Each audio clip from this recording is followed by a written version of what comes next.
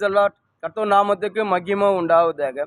இன்றைய வேத வசனம் மார்க்கு சுவிசேஷம் 1 அதிகாரம் 45 நமக்கு இப்படியாக சொல்லப்படுகிறது. அவனும் புறப்பட்டு போய் இந்த சங்கதி எங்கும் விளங்கும்படியே பிரசித்த பண்ண தொடங்கினான். அதனால வெளிகரமான பட்டணத்தில் பிரவேசிக்க கூடாமல் வெளியில வனாந்தரமான இடங்கள் தங்கியிருந்தார்.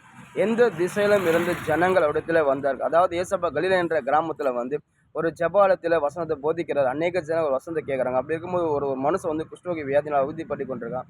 அந்த மனுஷன் அந்த குஷ்டரோகி வியாதினால அந்த கிராமத்துக்குள்ளே சேர்க்காதபடி அந்த கிராம ஜனங்களை அவனை ஒதுக்கிட்டாங்க. வனாந்தரமான ஒரு இடத்துல போய் தங்கி. ஏன்னா அந்த வியாதி ஒரு மனுஷனுக்கு வந்துச்சு. அந்த வியாதி மற்றவங்களுக்கு பரவும் சொல்லி அந்த ஜனங்களை அவனை ஒதுக்கிட்டாங்க. அவன் ரொம்ப ஒதுக்கப்பட்ட சூழ்நிலை இருந்தான்.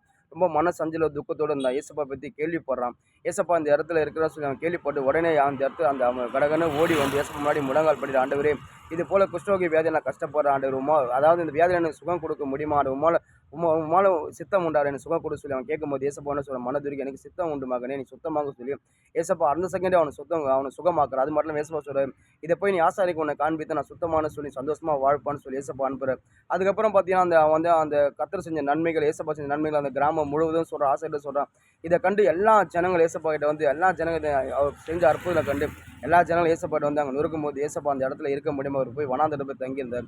அதாவது ஏசப்பா பார்த்தீங்கன்னா அவன் அந்த குஷ்டரோகி அவன் வனாந்தரத்தில் இருந்தான். ஏசப்பா அவனை ஊருக்குள்ளே அவனை சந்தோஷமான ஒரு வாழ்க்கை, அவனை சுகத்தை கொடுத்து ஏசப்பா அவனை கிராமத்தில் விட்டுட்டு அவர் போய் வனாந்தரத்தில் தங்கியிருக்காரு. அதாவது அவன் இருக்க வேண்டிய இடத்துல போய் ஏசப்பா இருக்கிறார். இது சிலுவைக்குரிய இன்னைக்கு நம்மளோட வாழ்க்கையில சரி, இந்த ஆண்டவராகிய இயேசு கிறிஸ்து தகப்பன் நன்மை உள்ள தேவன். இந்த பூமிக்கு அவர் வந்த காரணமே நமக்கு நன்மை செய்யும்படி தான். இந்த உலகத்தில் எல்லா ஜனங்களுக்கும் அவர் நன்மை செய்யும்படி தான் வந்தார். எப்படியாப்பட்ட நீங்கள் வியாதியில் இருந்தாலும் சரி, நிச்சயமாக உங்களுக்கு சுகம் கொடுப்பார். உங்களுக்கு அற்புதம் செய்யும்படி ஏசப்பா வந்தார். அதாவது ஒடுக்கப்பட்டு யாவருக்கும் அவர் நீதி செய்யும்படியும், இருள் இருக்கிற ஜனங்கள் வெளிச்சம் கொடுக்கும்படி, உங்களுடைய பாவங்களை ஏற்றுக்கொண்டு அவருக்கு நீதி உங்கள் மேலே செலுத்தும்படியும் இந்த பூமியில் வந்த காரணமே அவர் எல்லாரும் நன்மை செய்யும்படி தான் வந்தார். அது மட்டும் இல்லாமல் அதாவது இந்த நீங்கள் செஞ்ச பாவத்துக்கு நான் செஞ்ச பாவத்துக்கு நம்ம தான் மறிக்கணும். ஆனால் ஏசப்பா நம்மளுடைய பாவங்களை ஏற்றுக்கொண்டு அவர் நீதி நம்ம மேலே வச்சு நம்மளுடைய பிளேஸ் அவர் எடுத்து நமக்காக ஒரு மறிச்சார். அப்படியாப்பட்ட தேவன் நன்மை உள்ள தேவன். எப்படியாப்பட்ட தேவன் நமக்காக இந்த பூமியில் வந்திருக்கிறார். அப்படியாப்பட்ட தேவன் நம்ம உணரணும். இந்த அப்படி உணர்ந்த அப்படியாப்பட்ட தேவன் மேலே நம்ம அப்படியாப்பட்ட தேவன் அன்பு செலுத்தணும். அதாவது பாருங்கள், எப்படியாப்பட்ட வியாதி குஷ்டரோகியில் ஏசப்பா சுகம் கொடுத்தாரு. நீங்கள் உங்களுக்கு வாழ்க்கையில் நீங்கள் எப்படியாப்பட்ட வியாதினாலும் சரி ஏசப்பா நிச்சயமாக சுகம் கொடுப்பாரு. நீங்கள் எப்படியாப்பட்ட பிசாஸ் கட்டில் இருந்தாலும் சரி ஏசப்பா பிசாஸ் கட்டிலேருந்து விடுதலை கொடுப்பாரு.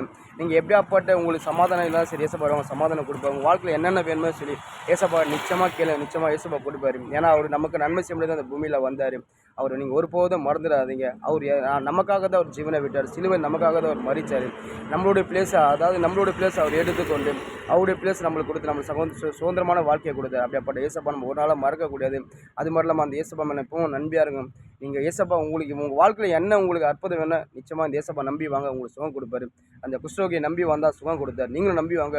நீங்கள் யார் இருந்தாலும் சரி, கிறிஸ்துவங்க இருந்தாலும் சரி, கிறிஸ்துவ அறியாதாலும் சரி, இந்த இயேசுவை நம்பி வாங்க, நிச்சயமாக சுகம் கொடுப்பார். ஆமென்.